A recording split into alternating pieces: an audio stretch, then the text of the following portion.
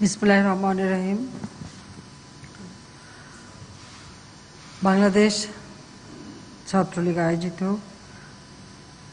জাতীয় শোক দিবস উপলক্ষে আজকের এই সভার উপস্থিত স্নেহ সম্পাদক, ছাত্রলীগের সভাপতি, সাধারণ সম্পাদক এবং ঢাকা বিশ্ববিদ্যালয়, ঢাকা উত্তর, ঢাকা দক্ষিণ সহ অন্যান্য সকল ছাত্রলীগের নেতৃবৃন্দ, সভাপতি, সাধারণ সম্পাদক এবং ছাত্রলীগের নেতৃবৃন্দ এখানে যারা উপস্থিত এবং এছাড়া অনলাইনে যারা সেই অনুষ্ঠানে যোগাযোগ রাখছে এবং সেই সাথে আমাদের আওয়ামী লীগের নেতৃবৃন্দ সহ যারা, সবাইকে আমি শুভেচ্ছা জানাচ্ছি। আমরা শোক দিবস পালন করছি জাতির পিতার ৪৫তম শাহাদত বরণ উপলক্ষে। ১৯৭৫ সাল আসলে বাঙালি জাতির জন্য একটা কলঙ্কময় দিন। আমি সর্বপ্রথমেই শ্রদ্ধা জানাই সর্বকালের সর্বশ্রেষ্ঠ বাঙালি জাতির পিতা বঙ্গবন্ধু শেখ মুজিবুর রহমানের প্রতি, শ্রদ্ধা জানাই বঙ্গমাতা ফজিলাতুন্নেসা মুজিবের প্রতি। আমি স্মরণ করি আমার ছোট ভাই ক্যাপ্টেন শেখ কামাল, লেফটেন্যান্ট শেখ জামাল, শিশু রাসেল, আমার একমাত্র চাচা শেখ আবু নাসের,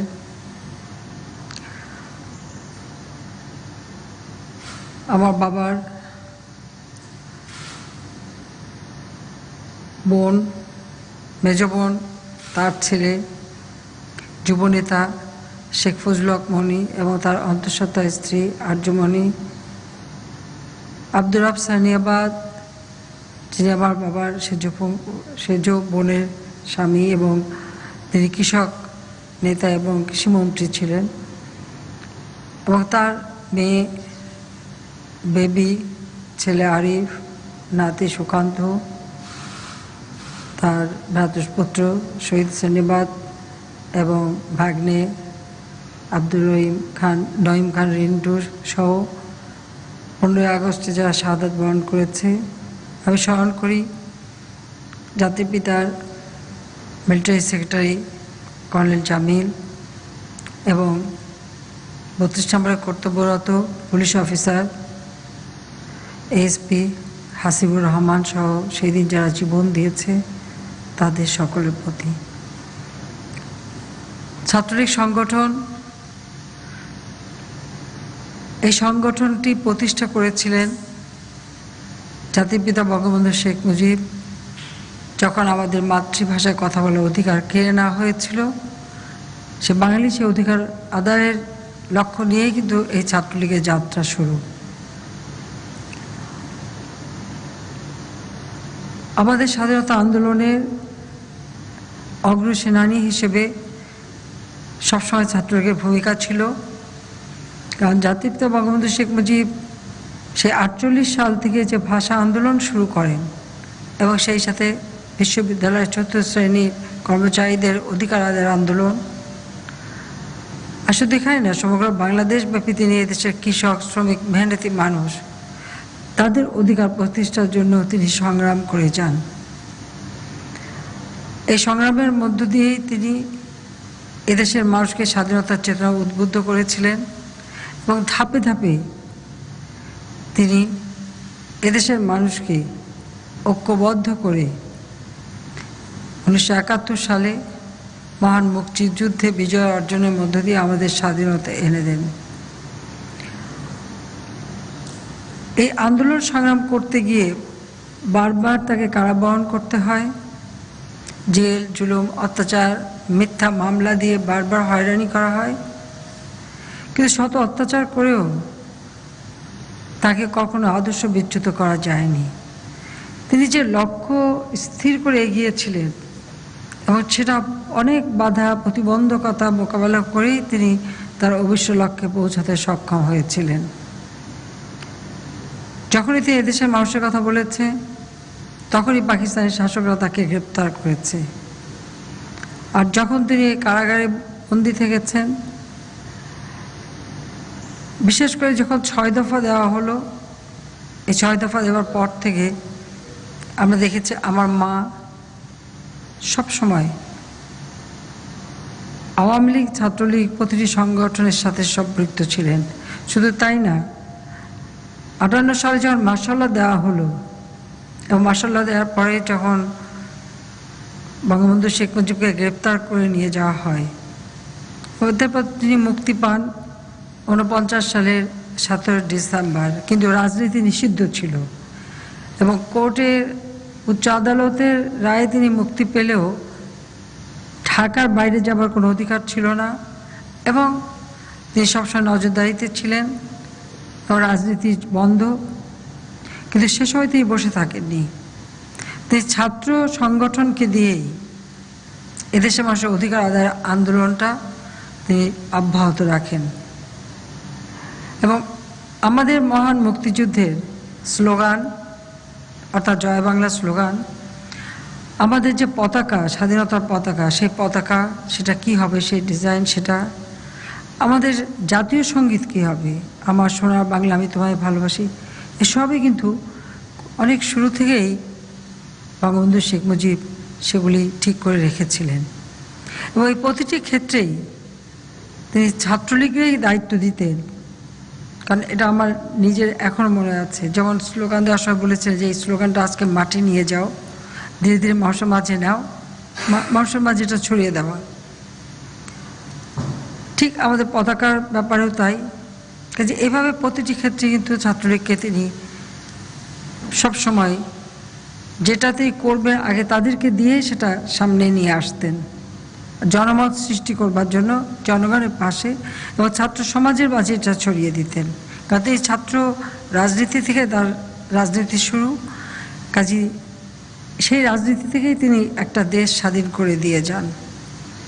আর তার অবর্তমানে তিনি যখন কারাগারে বন্দী থাকতেন, তখন আমার মা সেই 61-62 সাল থেকেই, যখন শিক্ষা কমিশন রিপোর্ট বাতিল আন্দোলন শুরু হয়েছিল 62 সালে, তখন থেকে দেখেছে আমার মাকে সবসময় ছাত্রলীগকে তিনি সুসংগঠিত করা, ছাত্রলীগকে সহযোগিতা করা এবং ছাত্রলীগকে মাধ্যমে আমার আব্বা যে সমস্ত বার্তাগুলি দিতেন জেলখানা থেকে সেগুলি পৌঁছে দেওয়া, সে কাজটাই তিনি খুব সুচারুভাবে করে দিতেন। এবং প্রয়োজনে এমনকি তিনি, যেমন আমি আগে বলেছি আমার লেখাও আছে, যে নিজে বোরকা পরে সম্পূর্ণ ভিন্নভাবে ছাত্রলীগের সাথে দেখা করার জন্য, নেতাদের সাথে দেখা করার জন্য, বিশেষ করে 6 দফা দেওয়ার পর যখন 7ই জুনের হরতাল, সেই হরতালের যে আয়োজন, সেই আয়োজন করবার জন্য এবং এই আন্দোলনটাকে গড়ে তোলার সমস্ত কাজগুলি তিনি করেছিলেন এবং ছাত্র নেতাদেরকে যত নির্দেশ দেওয়া এবং সেখানে আমার বাবার কাছ থেকে যত নির্দেশনা তিনি শুনতেন, নিয়ে আসতেন এবং সেগুলি দিতেন এবং আমরাও সেই সাথে সাথে সবসময় এই বার্তা পৌঁছে দেওয়ার কাজ করতাম। কাজে আমার মাকে দেখেছি যে তিনি রাজনৈতিকভাবে তার সিদ্ধান্ত নেবার অসীম ক্ষমতা ছিল এবং তিনি বুঝতে পারতেন যে মানুষের অবস্থানটা কোথায়, মানুষ কি চায়, যে কারণে প্রতিটি সময় একটা সঠিক সিদ্ধান্ত নেওয়া, এই সিদ্ধান্ত নেওয়ার ক্ষেত্রে তিনি অটল ছিলেন। তিনি এমন একজন মানুষ, সাধারণত আমরা জানি একটা পরিবারে একজন স্ত্রীর অনেক কিছু চাওয়া থাকে, স্বামীর কাছে অনেক দাবি থাকে, কিন্তু সেখানে আমার মা কোনোদিন সংসারের ব্যাপারে কখনো আমার বাবাকে কোনো ব্যতিব্যস্ত করেননি। সবসময় একটা কথাই বলতেন যে সংসারে তোমাকে ভাবতে হবে না, তোমার যেটা কাজ সে করো, এটা আমি দেখব। আমাদের লেখাপড়া, সংসারের দায়িত্ব, আত্মপরিবার পরিজন সব কিছু তিনি নিজের কাঁধে তুলে নিতেন। কোনো দিন আমি বলতে পারবো না যে কোনো দাবি দেওয়া তার ছিল। অথচ ছোটোবেলা বাবা হারিয়েছিলেন, মা হারিয়েছিলেন অল্প বয়সে, এমনকি শেষ পর্যন্ত তার দাদাকেও হারান। মানুষ হয়েছিলেন আমার দাদা দাদির কাছে, কিন্তু কখনো তার কোনো আবদার ছিল না, কোনো চাওয়া পাওয়া ছিল না। বরং তার দাদা তাকে যে সম্পত্তি দিয়ে গিয়েছিল, সেই সম্পত্তি থেকে যে অর্থ তিনি পেতেন, যেটা আমার দাদা গার্জিয়ান ছিলেন এবং তার হাতে তুলে দিতেন, সমস্ত টাকা তিনি আমার বাবাকে দিতেন অথবা পরবর্তী খরচ করতেন এই সংগঠনের জন্য এবং নিজের জন্য। 1 টাকাও কোনোদিন খরচা করতে আমরা দেখিনি। সমস্ত চাওয়া পাওয়ার ঊর্ধ্বে উঠে এই যে একেবারে নিবেদিত প্রাণ হয়ে তিনি যে আমার মা বাবার পাশে থেকেছেন, তাকে প্রেরণা জুগিয়েছেন, তাকে সমস্ত সাংসারিক ঝামেলা থেকে মুক্ত রেখে তিনি যে রাজনীতি করতে, সেই রাজনীতি থেকে যেন মনোনিবেশ করতে পারে, তিনি যে দেশের স্বাধীনতা চাইতেন, সেই স্বাধীনতার কাজ যেন তিনি সঠিকভাবে করতে পারেন, সে ব্যাপারে আমার মায়ের এক অনবদ্য ভূমিকা রয়েছে। এটা খুব বিরল, কারণ আমরা এমনকি শুধু যে আমাদের ব্যাপারে তা না, যখন সকল নেতারা বন্দী হতো, আমাদের নিজেদের সংসার কিভাবে চলবে সেটা যেমন দেখতেন, আবার অন্য নেতার বাড়িতে তাদের স্ত্রীরা কেমন আছে, বাচ্চারা কেমন আছে, বাজার করতে পারে কিনা, বাজারে টাকা পৌঁছে দেওয়া, সেটাও কিন্তু তিনি দায়িত্ব পালন করতেন। আওয়ামী লীগের কোনো নেতা কোনো অসুস্থ হলে তার চিকিৎসার ব্যবস্থা করা, সেটাও তিনি দেখতেন। ঠিক আমি বলবো যে আমার বাবা বোধহয় এরকম একজন সঙ্গী পেয়েছিলেন বলেই তিনি সম্পূর্ণভাবে নিবেদিত প্রাণ হয়ে দেশের সেবা করতে পেরেছিলেন, যেটা খুব ইতিহাসে অনেক বিরল ঘটনা। তাই ছাত্রলীগ প্রতি বছর শোক দিবস পালন করে এবং এই শোক দিবসে ছাত্রলীগ সবসময় আমার মায়ের কথা স্মরণ করে এবং এই দিবসটা তাকে উদ্দেশ্য করেই পালন করা হয়। সেজন্য ছাত্রলীগকে আমি আন্তরিক ধন্যবাদ জানাচ্ছি। কারণ আমাদের যা কিছু প্রাপ্তি বাংলাদেশের মানুষের, এখানে আমি মনে করি আমার মা যদি এভাবে না দাঁড়াতেন তাহলে হয়তো বাংলাদেশ স্বাধীন হতো কি না। কিন্তু তিনি খুব দৃঢ় সংকল্পবদ্ধ ছিলেন যে দেশ স্বাধীন হবে এবং কখনো নিজের কথা তিনি ভাবেননি। 6 দফা দেওয়ার পর পাকিস্তানে থেকে অনেক নেতারা, সেখানে আওয়ামী লীগের সংগঠন ছিল নিখিল পাকিস্তান আওয়ামী লীগ, অনেকেই ঢাকায় এসেছে। 6 দফার পরিবর্তে 8 দফা, আমাদের আওয়ামী লীগের অনেক সিনিয়র নেতারা, অনেক নেতারাই 8 দফার প্রতি ঝুঁকে পড়েছে এবং সেই সময় আমাদের বাসায় মিটিং হয়েছে। সেখানে আমার মার একটাই কথা ছিল যে যিনি 6 দফা দিয়ে গেছেন তিনি আজ কারাগারে, ওই 6 দফার একটা দাড়ি কমা সেমিকোলন এদিক ওদিক হবে না, এই 6 দফা 6 দফাই থাকবে। তিনি কিন্তু কোনো সংগঠনের কোনো দায়িত্ব ছিলেন না, কিন্তু তার মতামতের একটা দাম ছিল আলাদা। তার এই ঘোষণার পর আমি জানি আমাদের অনেক চাচারা খুব নাখুশ হয়েছিলেন, অনেকে আমাদের সঙ্গে কথাও বলেছেন এ ব্যাপারে, উনি কি বলছেন, ভুল করছেন। তাহলে উনি ভুল করেন, যেটা বলছে সেটাই আছে, ঠিক আছে, 6 দফা তো 6 দফাই হবে। যখন আগরতলা ষড়যন্ত্র মামলা দেওয়া হলো, সেই ষড়যন্ত্র মামলার সময়ও আইয়ুব খান আলোচনা বৈঠক ডাকলো এবং প্যারোলে মুক্তি দিয়ে পাকিস্তানে নিয়ে যাবে আলোচনার জন্য। আমাদের নেতা অনেকেই সেজে গুজে সেই ক্যান্টনমেন্টে তারা গেলেন আমার আব্বাকে বুঝাতে যে এই প্যারোলে যাওয়া উচিত, আইয়ুব খান বসে আছে ওনার সঙ্গে মিটিং করতে। আমার মা খবর পাঠালেন এবং সেই খবরটা আমি নিয়ে গিয়েছিলাম, কারণ আমার ভিতরে যাওয়ার পারমিশন ছিল না। কিন্তু তারপর আমি ওখানে গেটের কাছে যে দাঁড়িয়েছিলাম যে আমার আব্বা যদি একবার আমাকে দেখে তাহলে ঠিক তিনি বুঝবেন যে কোনো একটা বার্তা আমার মা দিয়েছেন। এইটুকু বোঝার একটা তাদের মধ্যে একটা অদ্ভুত আমি বলবো সহজতা ছিল। ঠিকই তাই হলো, শুধু একবার একটু কাছে আসতে দিল, আমি খালি বললাম মা এই কথা বলেছেন, বলে ঠিক আছে। তার পরবর্তী যে ঘটনা সেটা আরও মর্মান্তিক, কারণ এই নেতারাই আমাদের বাসায় আসলো। আমার মাকে সরাসরি বলল, আপনি কেমন লোক, আপনি জানেন না ওনাকে মেরে ফেলবে, আপনি তো বিধবা হবেন। মা বলল, আমি তো একা বিধবা হব, সঙ্গে আরও 34 জন যে আছে তাদের কি হবে, সেই সাথে বাংলাদেশের কি হবে, আপনারা ভুল করছেন, উনি প্যারোলে যাবেন না, যদি নিতে হয় আগরতলা ষড়যন্ত্র মামলা প্রত্যাহার করতে হবে, তাকে মুক্তি দিতে হবে, তবেই তিনি যাবেন, তাছাড়া যাবেন না, আপনারা দয়া করে ভুল করবেন না। কোনো নেতা আমার উপরেও খুব রুষ্ট হলেন, আমাকেও জিজ্ঞেস করলেন, তুই কেমন মেয়ে, তুই চাও না তোমার বাবা ফিরে আসুক। সেদিন খুব শক্তভাবে বলেছিলাম যে হ্যাঁ আমার বাবা ফিরে আসুক, আমি চাই আমার বাবা আমার বাবার মতো মাথা উঁচু করেই আসবে। আপনারা কেন ভুল দিচ্ছেন? সেই সময় এই সমস্ত সময়গুলি আমি দেখেছি আমার মার দৃঢ়তা, আত্মবিশ্বাস এবং রাজনৈতিক পর্যবেক্ষণের ক্ষমতা। কারণ মাঠের মানুষ কি চায় সেটা তিনি খুব ভালো করে বুঝতেন এবং সেই সংযোগটা সবসময় তার ছিল সংগঠনের মাধ্যমে।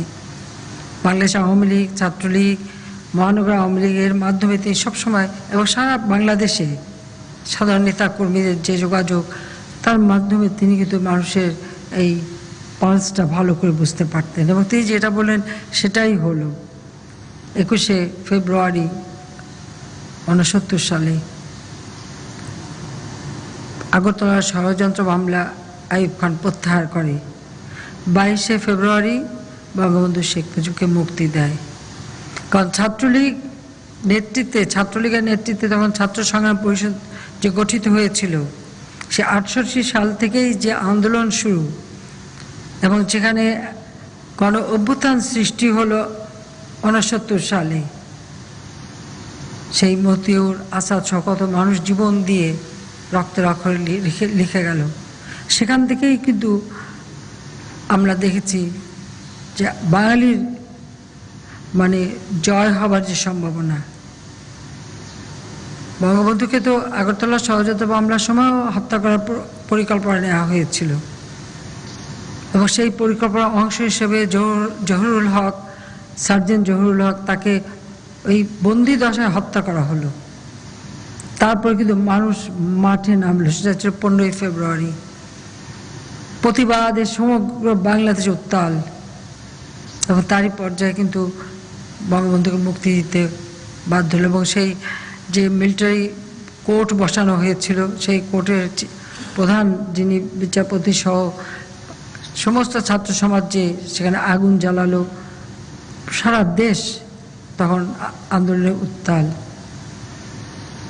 এবং এরপর 70-এর নির্বাচন।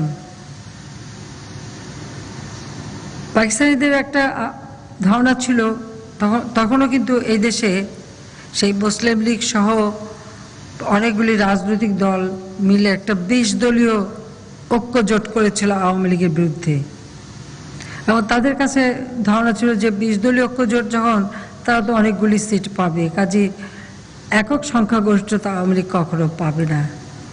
কিন্তু বঙ্গবন্ধু শেখ মুজিব জানতেন এবং তিনি বলেছেন যে মাত্র 2টা সিট আমি হারাতে পারি, বাকি সবই আমি পাবো। ঠিক রেজাল্ট তাই এসেছিল। সমগ্র পাকিস্তানের সংখ্যাগরিষ্ঠতা তিনি পেয়েছিলেন। কিন্তু ভুট্টো, ইহাইয়া তারা তো ক্ষমতা দিতে রাজি না, কারণ বাঙালিরা তাদের কাছে সবসময় অবহেলিত। বাঙালিদের হাতে কোনোদিন ক্ষমতা দেবে না। 7ই মার্চের সেই ঐতিহাসিক ভাষণ আমি অনেকবার বলেছি, আবার বলি, কত মানুষের কত পরামর্শ, কেউ লিখিত নোট দিচ্ছেন, কেউ এটা বলছেন, কেউ ওটা বলছেন, সারাক্ষণ। এমনকি কোনো কোনো ছাত্র নেতারাও এসে বলছেন লিডার এটাই বলতে হবে, নাহলে মানুষ হতাশ হয়ে যাবে। সেসব একজন ছাত্র নেতাকে আমার আব্বু বলেছিলেন, তার কাঁধে হাত রেখে, তার কথাগুলি এখন আমার মনে পড়ে, আমি কেউ পাশাপাশি ছিলাম। বলেছেন, leader should lead the lad, lad should not lead the leader. কি বলতে হবে আমি জানি, তোমরা যাও, তোমাদের কাজ তোমরা করো। আমাদের সিরাজুল আলম খান এবং আব্দুর রাজ্জাক সহ তোফাল ভাই অনেকেই সেখানে ছিল। সবচেয়ে বেশি লাফাচ্ছিল সিরাজুল আলম খান, তাকেই বঙ্গবন্ধু এই কথাটা বলেছিলেন। কাজী তিনি জানতেন তাকে কী করতে হবে। এবং সেই সময় আমার মা যখন মিটিংয়ে যাবেন, খাবার টাবার দিয়ে তিনি আলাদা একদম সব, যখন কোনো গুরুত্বপূর্ণ মিটিংয়ে যেতেন, আমার মা কিন্তু আমার আব্বাকে সম্পূর্ণ সকলের কাছ থেকে আলাদা করে নিতেন। নিজে ঘরে নিয়ে গেলেন, আমি পাশে পাথার কাছে বসে আস্তে আস্তে মাথায় হাত বুলিয়ে দিচ্ছিলাম, আর মা মোড়াটা টেনে বসলেন পাশে। শুধু বললেন যে তোমার মনে যে কথা আসবে তুমি সেই কথা বলবা, কারণ সারা জীবন সংগ্রাম তুমি করেছো, তুমি জানো কি বলতে হবে। কে কি বললো সে কথা কোনো শোনার কোনো দরকার নেই। আরও অনেক কথা তখন হলো, কিন্তু মূল কথাটা এটাই ছিল 7ই মার্চের ভাষণ, সেই ভাষণটা কোনো লিখিত নাই, কোনো নোট নাই, কিছু নাই। কিন্তু সেই ভাষণটাকে যদি আমরা পর্যালোচনা করি, বাঙালির বঞ্চনার ইতিহাস যেমন তিনি বলেছেন, আত্মত্যাগের ইতিহাস বলেছেন, অত্যাচার নির্যাতনের ইতিহাস বলেছেন, এবং ভবিষ্যতে কি করণীয়, অর্থাৎ গেরিলা যুদ্ধ করতে হলে কি কি করতে হবে সেই নির্দেশনাও যেমন তিনি দিয়েছেন, এবং ভবিষ্যতে বাংলাদেশ কেমন হবে তাও তিনি বলে গিয়েছিলেন। আমাদের মহান মুক্তিযুদ্ধ চলাকালীন সময়টাই ছিল সকলের প্রেরণা। স্বাধীনতার ঘোষণা নিয়ে অনেকের অনেক কথা ছিল, সেখানে আরও অনেক কাহিনী আছে। আজকে এত সময় নিয়ে আমি অনেক সময় বলেছি, আরও বলবো, বা আমি লিখেছি এর উপরে। আমার মনে হয় ছাত্ররা এটা পড়া উচিত। সেই সাথে আমি ছাত্রদেরকে বলবো, বঙ্গবন্ধু শেখ মুজিবের বই অসমাপ্ত আত্মজীবনী, আমার দেখা নয়া চীন তিনি ভ্রমণ করেছে 52 সালে, বইটা লিখেছিলেন 54 সালে।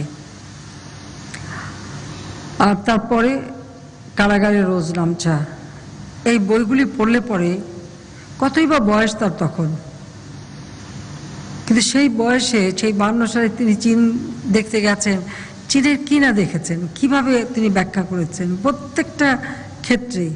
ঠিক সেইভাবে অসমাপ্ত আত্মজীবনীতে যে ইতিহাসটা আমরা পাই।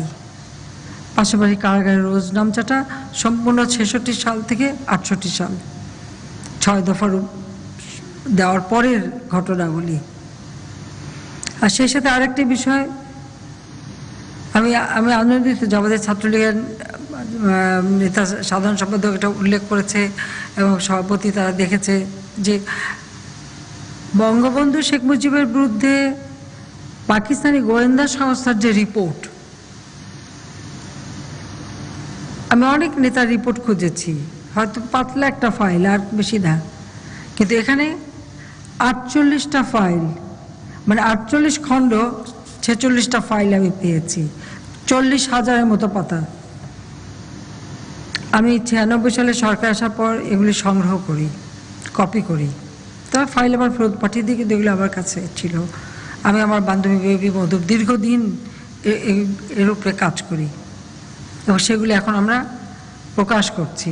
পৃথিবীর ইতিহাসে বোধহয় কখনো কোনো নেতার বিরুদ্ধে কোনো গোয়েন্দা সংস্থার রিপোর্ট কখনো কেউ প্রকাশ করেনি, কিন্তু আমি যেটা দেখলাম যে এই রিপোর্টটা শুধু ওনার বিরুদ্ধে রিপোর্ট, কিন্তু এই বিরুদ্ধে রিপোর্টের মধ্য দিয়ে কিন্তু আমরা আমাদের ইতিহাসের সত্যকে খুঁজে বের করতে পারি।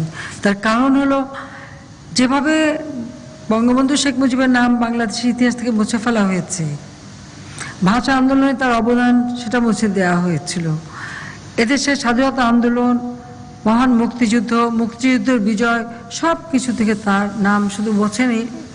7ই মার্চের ভাষণ, যে ভাষণ আজকে সারা বিশ্বে মানে আন্তর্জাতিক প্রামাণ্য দলিলে স্থান পেয়েছে বিশ্বের সর্বশ্রেষ্ঠ ভাষণ হিসেবে, সেই ভাষণও বাংলাদেশে একসময় নিষিদ্ধ করা হয়েছিল। এটাই হচ্ছে আমাদের জাতি হিসেবে দুর্ভাগ্য।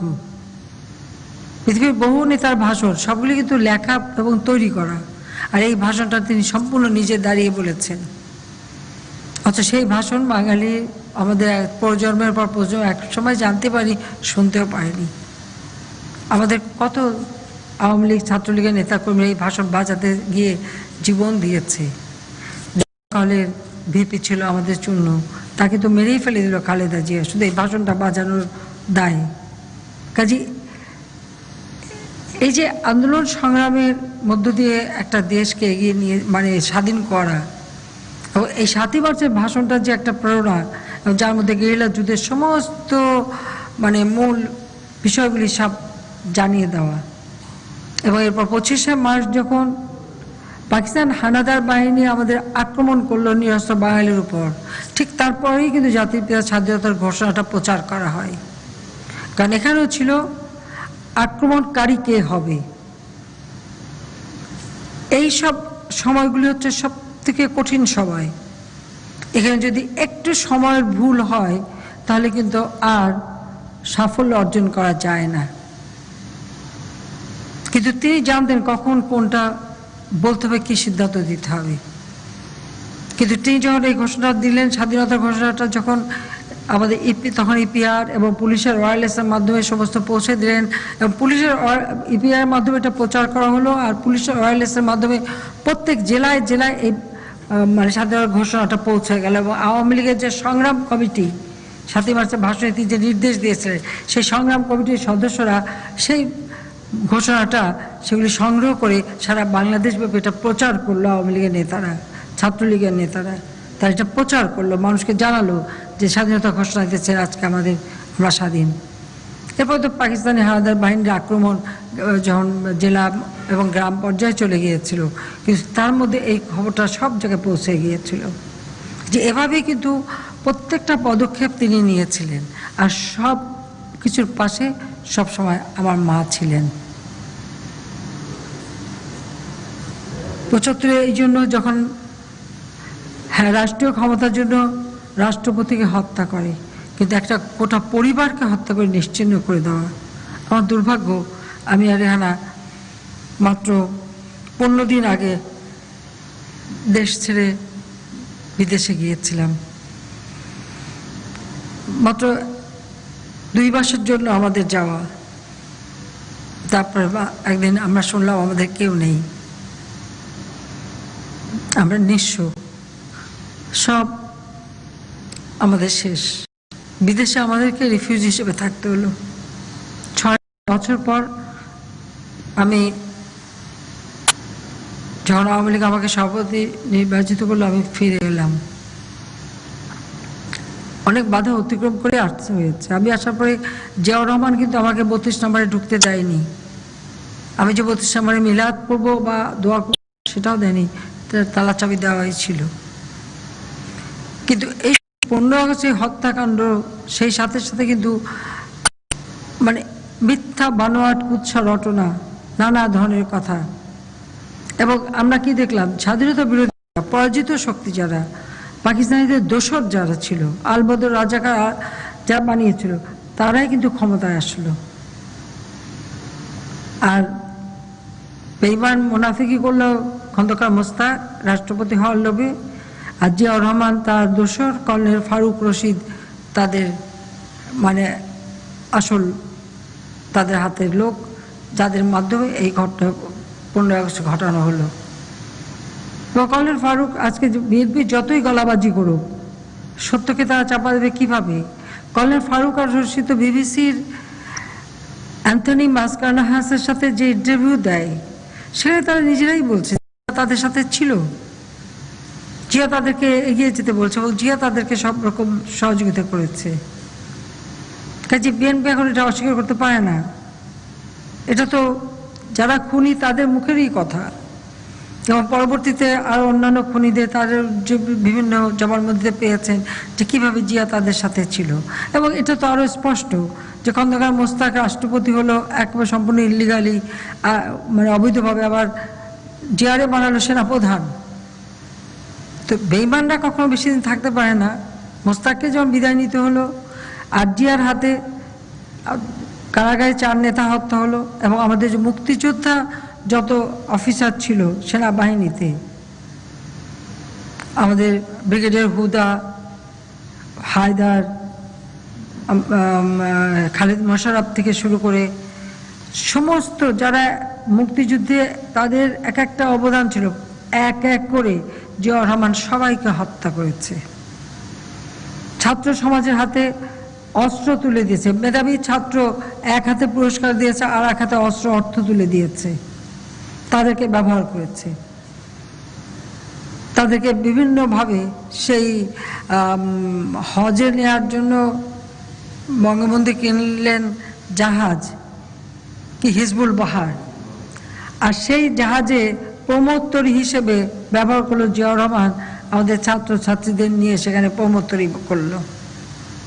এইভাবে ছাত্র সমাজকে পর্যন্ত ধ্বংস করেছে। বহু মেধাবী ছাত্র তাদের হাতে অস্ত্র অর্থ দিয়ে তাদেরকে বিপদে ঠেলে দিয়েছে। একটা জাতিকে ধ্বংস করার যা যা করার তাই করে গিয়েছিল। ঠিক একই চিত্র আমরা দেখেছি খালেদা জিয়া। সে ধমক দিল ছাত্র দলে আওয়ামী লীগকে সোজা করতে নাকি যথেষ্ট। আর আমরা ছাত্রলীগের হাতে তুলে দিয়েছিলাম আমি খাতা কলম, যে না, ছাত্রদেরকে পড়াশোনা করতে হবে, মানুষের মতো মানুষ হতে হবে, স্বাধীন বাংলাদেশের উপযুক্ত নাগরিক হয়ে নিজেদের গড়ে উঠতে হবে। তো বাংলাদেশের ইতিহাসটাই হচ্ছে একটা রক্তাক্ত ঘটনার মধ্য দিয়ে। বাংলাদেশে ৭৫ সালের পর ১৮-১৯ বার কূ হলো, আর যতবার কূ হয়েছে সেনাবাহিনীর হাজার হাজার সৈনিক এবং অফিসারদের নির্বিচারে হত্যা করা হয়েছে। কেউ প্রতিবাদ করেনি, বরং জিয়ার প্রশংসা পঞ্চমুখ, আর এটাই নাকি গণতন্ত্র। আমাদের ছাত্রলীগের মফিজবাবু, ঢাকা সিটি ছাত্রলীগ, নারায়ণগঞ্জের মামুন, আমাদের যুব নেতা মৌলভী সৈয়দ, চট্টগ্রামের যুবলীগের নেতা ফজলুর রহমান পটল, বগুড়া, এরকম বহু নেতাকর্মী সারা বাংলাদেশে খুঁজে খুঁজে, তারা সবাই মুক্তিযোদ্ধা, তারপর তাদেরকে নির্মমভাবে হত্যা করেছে, লাশ গুম করেছে। মফিজ বাবু এদের লাশ তার পরিবার কোনোদিন পায়নি। তো গুম খুনের কথা যারা বলে তাদের প্রশ্ন যে এই গুম খুনটা শুরু করেছে কে? এ তো জিয়াউর রহমানই শুরু করেছে। সেনাবাহিনীর অফিসাররা ছুটিতে ছিল, চলে আসতে তাদেরকে মেরে ফেলে দিয়েছে, তাদের পরিবার লাশও পায়নি। সাধারণ সৈনিক, তাদেরকে হত্যা করেছে, তাদের পরিবার লাশ পায়নি, এবং তারাও চাকরি করছে, আর কিচ্ছু পায়নি, মানবিত জীবন যাপন করেছে তারা। এইভাবে সারা দেশকে তারা রক্তাক্ত করেছে শুধু ক্ষমতাকে নিষ্কণ্ঠ করবার জন্য। আর তার একই চরিত্র দেখি খালেদা জিয়ার, একের পর এক রকম হত্যাকাণ্ড। অপারেশন ক্লিন হার্টের নামে কত মানুষকে হত্যা, এবং সেখানে ইন্ডেমনিটি। বঙ্গবন্ধুর হত্যাকারীদের ইন্ডেমনিটি দিয়ে গিয়েছিল জিয়াউর রহমান এবং পুরস্কৃত করেছিল। আর খালেদা জিয়া ২০০১ সালে ক্ষমতায় এসেই অপারেশন ক্লিন হার্টের নামে যাদেরকে দিয়ে এরকম মানুষ হত্যা করিয়েছে তাদেরকে আবার ইন্ডেমনিটি দিয়েছে, পুরস্কৃত করেছে। কাজে এদের জিয়ার স্ত্রী, জিয়ার ছেলে সবগুলি হচ্ছে তাদের হাতে রক্তের দাগ, এবং তারা এভাবেই রাজনীতি করেছে। শিক্ষা দীক্ষা তো নাই, শুধু এই গুন্ডামি আর অত্যাচার আর এই খুনের রাজত্বই তারা কায়েম করতে চেয়েছিল। এবং তাদের অপকর্ম, এটা তো ভাষায় বর্ণনা করা যাবে না। অগ্নি সন্ত্রাসে মানুষকে পুড়িয়ে পুড়িয়ে হত্যা করেছে। আমি এইটুকু বলবো যে এই দেশটাকে আমরা চেয়েছি জাতির পিতার আদর্শ নিয়ে যেন দেশটা এগিয়ে যায়, সেজন্য আমাদের সকল প্রচেষ্টা। আমরা ক্ষমতা আসার পরে আমরা তো প্রতিশোধ দিতে যাইনি, আমরা দেশের উন্নয়নের দিকে নজর দিয়েছি। শিক্ষা দীক্ষা সব দিক থেকে যে জাতি যেন এগিয়ে যায় সেদিকে আমরা নজর দিয়েছি। আমরা দেশকে খাদ্য স্বয়ংসম্পূর্ণ করেছি। ৯৮ সালে যখন প্রথম দেশকে খাদ্য স্বয়ংসম্পূর্ণ করলাম, পার্লামেন্টে খালেদা জিয়া, তার অর্থমন্ত্রী সাইফুর রহমান, তারা বলল খাদ্যে স্বয়ংসম্পূর্ণ ভালো না, বিদেশ থেকে সাহায্য পাওয়া যাবে না। তা আমি ওটা বললাম, জাতিপিতা বলেছেন ভিক্ষুক জাতির ইজ্জত থাকে না, তা আমরা ভিক্ষা করে চলতে চাই, নিজের পায়ে দাঁড়াতে চাই। এটা হচ্ছে রাষ্ট্রীয় নীতির ব্যাপার, এবং এটা যে ইচ্ছে করলে পাওয়া যায় সেটা আমরা প্রমাণ করেছি, যে একটা দেশকে সুষ্ঠুভাবে পরিচালনা করলে সম্মান ফিরে আসায়। যে সম্মান ভুলুণ্ঠিত করেছিল ৭৫-এ জাতিপিতাকে হত্যার মধ্য দিয়ে, আমরা সেই হত্যাকারীদের বিচার করেছি, এবং হত্যাকারীদের বিচারের মধ্য দিয়ে বাংলাদেশে যে ন্যায় বিচার হয় সেটা আমরা নিশ্চিত করেছি। এখনও কিছু আসামি পলাতক আছে, কিন্তু তারপর সে হত্যাকারীদের বিচার করেছে। হ্যাঁ, এটা ঠিক যে ষড়যন্ত্রের সাথে যারা জড়িত হয়তো সেগুলি এখনও খুঁজে পাওয়া যায়নি, তবে ইতিহাস একদিন বেরোবে, এসব খবরও বেরোবে, এগুলি পাওয়া যাবে, এটা একসময় আসবে। যা আমি এটুকুই বলবো যে আজকে জাতির পিতাকে হত্যা করে তারা ভেবেছিল যে তার নাম মুছে ফেলবে, আমাদের বিজয়ের ইতিহাস মুছে ফেলবে, লাখো শহীদের রক্তের যে মহান ত্যাগ সেটা মুছে ফেলবে, আমার লাখো মা বোনেরা তাদের উপর যে কি নির্মম অত্যাচার হয়েছে সে কথাও তারা মুছে ফেলবে। বাংলাদেশটা একটা আদর্শহীন, কোনো দিকহারা এরকম অবস্থায় চলবে। অর্থাৎ জাতিপিতা যে স্বাধীনতাটা দিয়ে গেছেন সেটা যে অর্থবহ হলে এদেশের মানুষ যে দারিদ্র্যের হাত থেকে মুক্তি পাবে, শিক্ষায় দীক্ষায় এই দেশের মানুষ যে মাথা উঁচু করে চলবে সেই সম্ভাবনা সম্পূর্ণ ধূলিসাৎ করতে চেয়েছিল। যে আদর্শের উপর ভিত্তি করে দেশ স্বাধীন, সে আদর্শটাই তারা নষ্ট করতে চেয়েছিল। বাংলাদেশের জনগণের কাছে আমি কৃতজ্ঞ যে তারা ভোট দিয়ে তাদের সেবা করার সুযোগ দিয়েছে। আমি জানি আমার মতো সবজন হারা বা বেদনা নিয়ে কখনো কারো পক্ষে কাজ করা সম্ভব না, কিন্তু আমার ভিতরে একটা জিনিস কাজ করে যে আমার বাবারে দেখেছি সারাটা জীবন যে কষ্ট করেছেন তিনি, আমার মা যে কষ্ট করেছে, বা প্রত্যেকে আওয়ামী লীগের অগণিত নেতা কর্মী তাদের পরিবার দিনের পর দিন যে কষ্ট করেছে এই দেশের মানুষের জন্য, যে এই দেশের মানুষকে একটা সুন্দর জীবন দেবে, আজকে সেই কাজগুলি সম্পন্ন করতে দেয়নি। মাত্র 3.5 বছরের মতো যুদ্ধবিধ্বস্ত দেশ তিনি গড়ে তোলেন। পৃথিবীর কোনো দেশে কোনো নেতা এভাবে পারেনি যে এত অল্প সময়ের মধ্যে একটা যুদ্ধবিধ্বস্ত দেশ, সেই দেশটাকে সেই যুদ্ধের ভয়াবহতা কাটিয়ে উঠে উন্নয়নের দিকে এগিয়ে নিয়ে যায়। সেটা কিন্তু কোনো দেশ পারবে না। বঙ্গবন্ধুর মতো বলিষ্ঠ নেতৃত্ব ছিল বলেই এটা সম্ভব হয়েছিল। আজকে রাষ্ট্র পরিচালনা করতে যে যখন যেখানে যে আইন যা দেখি সব কিছুর ভিত্তি তো তিনি রচনা করে দিয়ে গেছেন, কোনো কিছু বাদ দেননি। সমুদ্র সীমা আইন, আমরা স্যাটেলাইট পাঠিয়েছি উপরে, আজকে সেই ভূ উপগ্রহ কেন্দ্র, আমাদের স্থল সীমানা চুক্তি, সবই তো তিনি করে দিয়ে গেছেন, কোনো কিছু তো বাদ যায়নি। তো এত অল্প সময় এত আইন এত নীতিমালা তিনি কীভাবে করলেন আমার কাছে অবাক লাগে। কিন্তু সব কিছু থামাচাপা দেওয়া ছিল। জিয়াউর রহমান ক্ষমতা এসছে, এরশাদ এসছে, খালেদা জিয়া এসছে, ওই সমুদ্র সীমা আইন বা সমুদ্র সীমা আমাদের যে আছে এই অধিকারের কথা কি তারা কখনো বলেছে? বলেনি। স্থল সীমানা চুক্তি করে দিয়ে গেছে, সেটাকে গোলামী চুক্তি হিসেবে বলা হয়েছে, কিন্তু সেই আমরা স্বাধীন দেশ, আমাদের তো একটা স্থল সীমানা লাগবে, সেটাও তো তারা করেনি। ক্ষমতাটা ছিল তাদের ভোগের বস্তু, আর আমার কাছে ক্ষমতাটা হচ্ছে একটা দায়িত্ব দেশের জনগণের জন্য, দেশের মানুষের জন্য। তাই আমি বলবো রাজনীতি যারা করবে তাদের ভিতরে যদি দেশপ্রেম না থাকে আর দেশের মানুষের জন্য যে কোনো ত্যাগ স্বীকারের মনোভাব না থাকে, তো সেই নেতৃত্ব কখনো, হ্যাঁ সময় অল্প সময়ের জন্য বেশ জ্বলে ওঠা যায়, কিন্তু ওটা আবার নিভে যায়, সেটা মানুষকে কিছু দিতে পারে না। আর মানুষকে দিতে গেলে নিজের কথা বলতে হবে, দেশের মানুষের কথা ভাবতে হবে, মানুষের জন্য কাজ করতে হবে। কি পেলাম কি পেলাম না, মূল্যায়ন হলো কি হলো না সেই চিন্তা করলে মানুষের জন্য কিছু করা যায় না। কিন্তু মানুষের জন্য কাজ করলে একদিন না একদিন অবশ্যই মূল্যায়ন হয়, এটাকেও বাধা দিতে পারে না। জাতির পিতা তো কখনো কিছু চাননি, পিছনে ফিরে তাকাননি, তিনি কাজ করে গেছেন।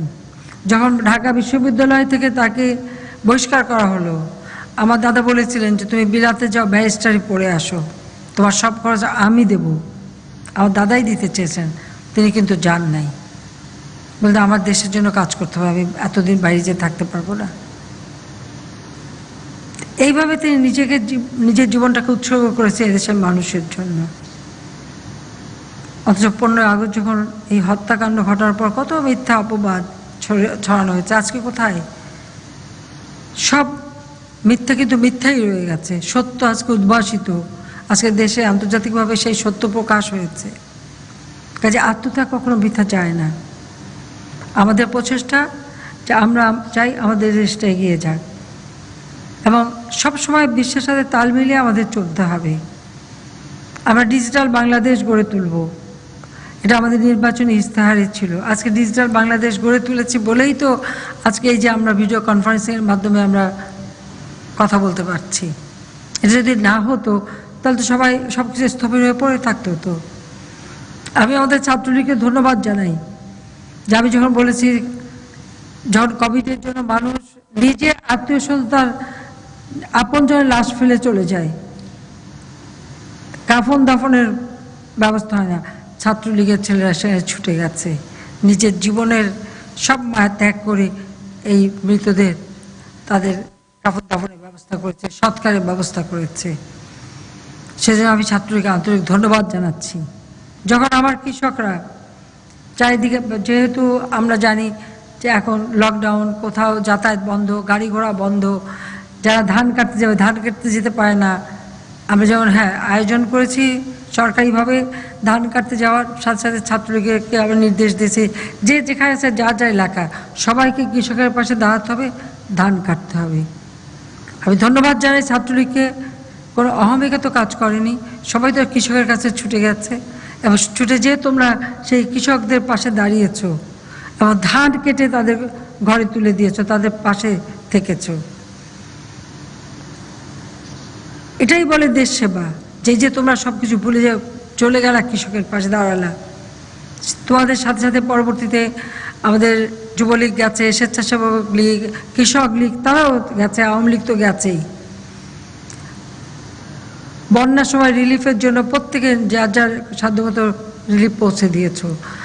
করোনার কারণে যারা একেবারে দরিদ্র হাত পাততে পারে তারা একরকম, কিন্তু যারা হাত পাততে পারে না, চাইতে পারে না, তাদের ঘরে ঘরে খাবার পৌঁছে দেওয়া বা তাদের ঘরে পণ্য পৌঁছে দেওয়া, সেটাও আমাদের ছাত্রলীগ তোমরা ভালোভাবে করেছো। সেটা সত্যি খুব আমি আনন্দিত, তোমাদেরকে আমি ধন্যবাদ জানাই যে তোমরা যে এই যে কাজগুলি বলার সাথে সাথে তোমরা যে মাঠে নেমে গেছো এবং কাজ করেছো এবং সারা বাংলাদেশের ছাত্র নেতাকর্মী যে করেছে, এটা আমি বলবো তোমরা একটা দৃষ্টান্ত স্থাপন করেছো আগামী প্রজন্মের জন্য, যে কোনো কাজই অবহেলার না, নিজের কাজ নিজে করতে হয়। যা খেয়ে আমাদের জীবন বাঁচে, ক্ষুণ্ণবৃত্তি হয়, সেটার জন্য আমরা নিজেরা কাজ করবো, এতে লজ্জার কি আছে? এ কাজ কখনো কোনো কাজ অবহেলার না, কিন্তু তোমরা সেটা করতে পেরেছো। মানে এই যে একটা ভয় বা ভীতি কাজ করেনি, অহমিকা কাজ করেনি, সেগুলি জয় করে মানুষের পাশে দাঁড়ানো, এটাই তো সব থেকে বড় কথা, সেটা তোমরা করতে সক্ষম হয়েছে। আমরা চেষ্টা করে যাচ্ছি, ইতিমধ্যে আমরা বাজেট দিয়েছি, যদিও স্কুল ক্লাস নাই তবুও আমরা কিন্তু আমাদের ছাত্রছাত্রীদের উপবৃত্তি সেটা আমরা দিয়ে যাচ্ছি। করোনার সময় অনেকেই তো আয় রোজগার নেই, আগামী ডিসেম্বরে আমরা সিদ্ধান্ত নিয়েছি যে আমাদের ছাত্রছাত্রীদের জন্য, বিশেষ করে স্কুলের ছাত্রছাত্রীদের জন্য আমরা আরও কিছু প্রণোদনা দেবো, কাপড় চোপড় কেনার ব্যবস্থা আমরা করে দেব, যাতে গার্জিয়ানরা তাদের ছেলে মেয়েদের কাপড় চোপড় দিতে পারে, স্কুলের পোশাক দিতে পারে, সে ব্যবস্থাটা আমরা নেব। সেই সাথে সাথে আমাদের শিক্ষা ব্যবস্থাটাকে আমরা ব্যাপকভাবে সম্প্রসারণ করেছি। বাংলাদেশে মেডিকেল বিশ্ববিদ্যালয় ছিল না, আজকে বাংলাদেশে আমরা মেডিকেল বিশ্ববিদ্যালয় করেছি, প্রত্যেকটা বিভাগে একটা করে মেডিকেল বিশ্ববিদ্যালয় হবে। আমরা ভোকেশনাল ট্রেনিংকে সবথেকে গুরুত্ব দিয়েছি, আমরা শিক্ষা নীতিমালা নিয়েছি, সেখানে আমরা ট্রেনিংয়ের ব্যবস্থা করছি। পলিটেকনিক ইনস্টিটিউট, ইঞ্জিনিয়ারিং কলেজ এবং আমরা টেকনিক্যাল কলেজ, ভোকেশনাল ট্রেনিংয়ের জন্য স্কুল কলেজের ব্যবস্থা করে স্বল্পকালীন, দীর্ঘমেয়াদী নানাভাবে এবং ডিপ্লোমা কোর্স আমরা সেটা চালু করছি। আমরা ডিজিটাল বিশ্ববিদ্যালয় করে দিয়েছি। আমরা ইঞ্জিনিয়ারিং কলেজ, এগ্রিকালচার ইউনিভার্সিটি কিন্তু খুব মাত্র একটা ছিল, আমি প্রথম টার্মে এসে আরও দুটো করি, এরপর আরও অনেকগুলি এগ্রিকালচার মানে আমরা কৃষি বিশ্ববিদ্যালয় তৈরি করে দিয়েছি, যেটা আমাদের সবথেকে বেশি প্রয়োজন। গবেষণার উপরে আমরা গুরুত্ব দিয়েছি এবং গবেষণার জন্য আলাদা বাজেট আমরা রেখেছি। আর যতই আমরা উন্নতি করি, সায়েন্স এবং টেকনোলজি এটা না শিখলে কখনো মানে আমরা এগোতে পারবো না, যুগের সঙ্গে তাল মেলাতে পারবো না। আমরা সায়েন্স অ্যান্ড টেকনোলজি ইউনিভার্সিটিও আমরা তৈরি করে দিয়েছি। আমরা veterinary and animal science, digital, ইসলামী আরবি, মেরিটাইম, প্রফেশনাল এবং সেই সাথে সাথে বঙ্গবন্ধু এভিয়েশন ও অ্যারোস্পেস ইউনিভার্সিটি সেটাও আমরা করে দিচ্ছি। ফ্যাশন টেক্সটাইল ইউনিভার্সিটি সেটা করে দেওয়া হচ্ছে। এরকম বিষয়ভিত্তিক অনেক পাবলিক এবং বেসরকারি খাতে আমরা বিশ্ববিদ্যালয় করে উচ্চশিক্ষার সুযোগ সৃষ্টি করে দিচ্ছি। সাথে সাথে আমাদের ছেলেমেয়েরা যাতে বহুমুখী শিক্ষাটা নিতে পারে এবং কর্মসংস্থান বাইরে যেতে হয়, স্কিল্ড যাতে হয়, তার ব্যবস্থা আমরা করে দিচ্ছি। আজকে আমরা স্যাটেলাইট দিয়েছি, আমরা সাবমেরিন কেবল দিচ্ছি, 1 হয়ে গেছে, 2 ব্রডব্যান্ড নিয়ে আসছে, এখন প্রতি ইউনিয়ন পর্যায় পর্যন্ত আমরা পৌঁছে দিচ্ছি। আউটসোর্সিংয়ের মাধ্যমে আমাদের ছেলেমেয়েরা আজকে অর্থ উপার্জন করতে পারে। 9টা ভাষা দিয়ে অ্যাপস তৈরি করে দেওয়া হয়েছে, বিভিন্ন ভাষার সাথে শিখতে পারে। অর্থাৎ শিক্ষার মাধ্যমে আমাদের দেশকে আমরা এগিয়ে নিয়ে যেতে চাই, সেদিকে লক্ষ্য রেখে আমরা বিভিন্ন ব্যবস্থা হাতে নিয়েছি। আমরা বিনা পয়সায় বই দিচ্ছে আমাদের ছাত্রছাত্রীদের। পৃথিবীর কোনো দেশে এত বই একসাথে দিতে পারে আমি জানি না, কিন্তু আমরা সেটা দিয়ে যাচ্ছি। কেন দিচ্ছি? কারণ শিক্ষা হচ্ছে যে কোনো একটা জাতির মেরুদণ্ড। শিক্ষা ছাড়া কোনো জাতি উন্নতি করতে পারে না। আর জাতি যখন শিক্ষিত হবে তখনই দেশ এগোবে। প্রথমবার সরকার আসার পরে উদ্যোগ নিলাম, মাত্র 45% শিক্ষা সাক্ষরতার হার ছিল। অল্প সময়ের মধ্যে 65.5% উন্নীত করতে সক্ষম হয়েছিলাম। ইউনেস্কো আমাদের পুরস্কারও দিয়েছিল। আমার দুঃখের বিষয় 2001 আমরা ক্ষমতা আসতে পারিনি, বিএনপি আসলো, সাক্ষরতার হার যথারীতিভাবে আবার কমিয়ে দিল। দ্বিতীয়বার ক্ষমতা এসে শিক্ষা নীতিমালা দিলাম, মাদ্রাসা শিক্ষা তাকে আমরা স্বীকৃতি দিয়েছি, কারণ তারাও আমাদের ছেলে মেয়ে এই দেশের, তারাও একটা স্বীকৃতি দাবি করতে পারে, আশা করে, সেটাও তাদের ব্যবস্থা করে দিচ্ছি। তাদেরও শিক্ষা আধুনিক করে দিচ্ছি। সেই সাথে ছেলে মেয়েদের শিক্ষাকে আমরা মাল্টিমিডিয়া ক্লাসরুম, আমরা বিভিন্ন এই বিশেষ করে আমাদের আইটি সেক্টরটা, ডিজিটাল সেক্টরটা, এই সেক্টরের উপর বেশি গুরুত্ব দিয়েছি, কারণ এটাই এখন আধুনিক যুগে সব থেকে বেশি প্রয়োজন। এখানে কর্মসংস্থান যেমন হয়, আবার আমরা বিদেশি অর্থ উপার্জনও করতে পারি, আবার এই ডিজিটাল পদ্ধতিটার মাধ্যমেই কাজ করতে পারি। সেটা আজকে প্রমাণ হলো এই কোভিড-19 অর্থাৎ করোনা ভাইরাসের কারণে, যেখানে আমরা সম্পূর্ণ স্থবির হয়ে যেতাম, কিন্তু এই ডিজিটাল পদ্ধতির কারণেই কিন্তু আমরা আমাদের অর্থনীতির টাকা যেমন সচল রাখতে সক্ষম হচ্ছি, উন্নয়নের কাজও আমরা কিছু কিছু করে যেতে পারছি, যা সম্ভবই হচ্ছে শুধু এই কারণেই। আজকে বিদ্যুৎ আমরা 97% মানুষের ঘরে পৌঁছে দিয়েছি। আমাদের লক্ষ্য জাতির পিতার জন্ম শতবার্ষিকী আমরা হয়তো সবাই উদযাপন করতে পারিনি, কিন্তু আমরা প্রত্যেকটা ভূমিহীন মানুষের ঘর তৈরি করে দেব, আর সেই সাথে প্রত্যেকের ঘরে বিদ্যুতের ব্যবস্থা আমরা করে দেব, কোনো মানুষ গৃহহারা থাকবে না। আর সেই সাথে বৃক্ষরোপণের কথা আমরা ঘোষণা দিয়েছি। আমি আবারও ছাত্রলীগকে ধন্যবাদ জানাই, ব্যাপকভাবে তোমরা সবাই বৃক্ষরোপণ করে যাচ্ছ, এবং এটা কিন্তু অব্যাহত রাখতে হবে। পরিবেশ রক্ষা করা এটা আমাদের দায়িত্ব, এবং এই কাজটা ছাত্রলীগকে সবসময় করে যেতেই হবে। অনবরত যার যার নিজের এলাকায় লাগাও, কিন্তু গাছ লাগানো এবং প্রকৃতির ভারসাম্য রক্ষা করা।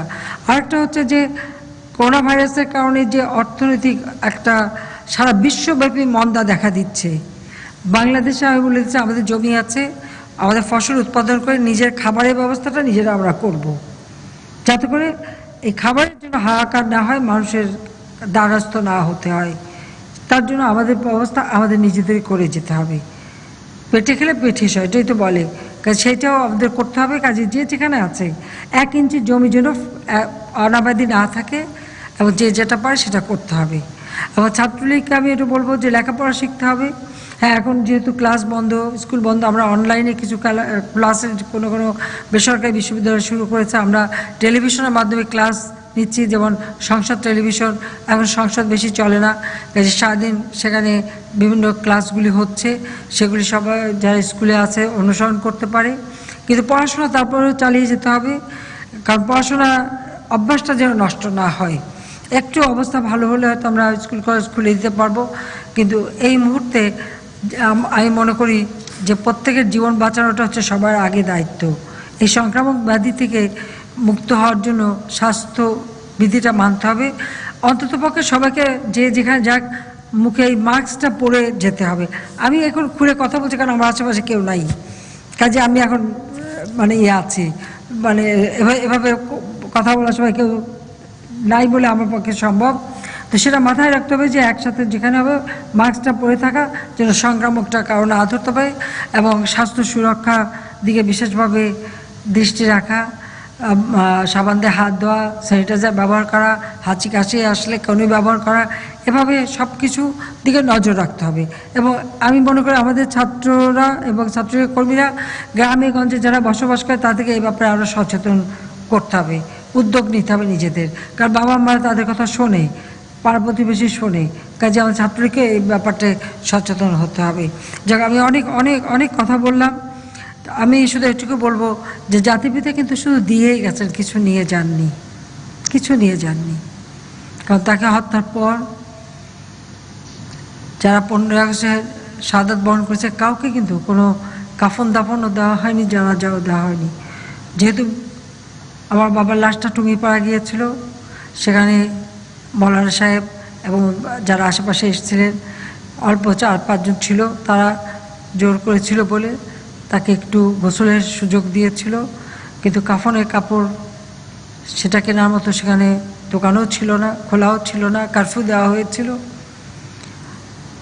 বাংলার গরিব মা তাদেরকে যে রেড ক্রিসেন্টের মাধ্যমে রিলিফ দিতেন, সেই রেড ক্রস হসপিটাল, আমার দাদি নামে একটা হসপিটাল করা হয়েছিল, সেখানে বেশ কিছু এই কাপড় রাখা ছিল। সেখান থেকে কয়েকটা কাপড় নিয়ে এসে সেই রিলিফের কাপড় পাড় ছেড়ে, সেই শাড়ির পাড় ছেড়ে সেই কাপড় দিয়েই আমার বাবাকে কাফন দেওয়া হয়েছিল। অর্থাৎ তিনি তার ওই গরিব মা, গ্রামের মানুষ, দরিদ্র মানুষ, তাদের যেটুকু দিতে পারতেন সেই কাপড়টা জড়িয়েই কিন্তু তিনি চলে গেছেন। বাংলার মানুষের কাছ থেকে কিছু নিয়ে যাননি, দিয়েই গেছেন, শেষ পর্যন্ত রক্তটাও দিয়ে গেছেন। কাছে আমি এটুকুই বলবো, কোনো আত্মত্যাগ বৃথা যায় না। তিনি যে স্বপ্ন দেখেছেন এদেশের মানুষের জীবন মান উন্নত করবে, ওইটাই একমাত্র আমার লক্ষ্য, যে দেশের মানুষের ভাগ্য পরিবর্তন করে তার স্বপ্নের সোনার বাংলা যেন গড়তে পারি।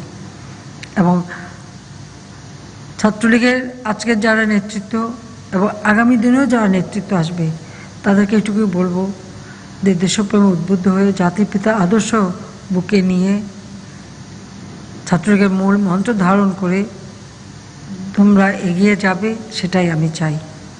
ত্যাগের মধ্য দিয়েই শান্তি, ভোগের মধ্যে না, এই কথাটা সবাই মনে রাখবে। এবং জাতির পিতার আদর্শ নিয়ে যদি চলো, দেশের মানুষকে কিছু দিতে পারবে।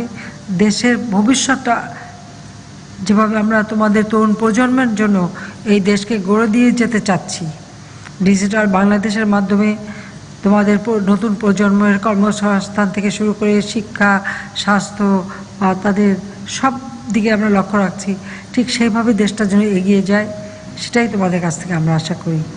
তোমরা সেইভাবেই করবে, কথা বলে জাতির পিতার প্রতি আবারও শ্রদ্ধা জানিয়ে, 15ই আগস্টের শাহাদাত বরণকারী সকলের প্রতি শ্রদ্ধা জানিয়ে আমার বক্তব্য আমি শেষ করছি। জয় বাংলা, জয় বঙ্গবন্ধু, বাংলাদেশ চিরজীবী হোক।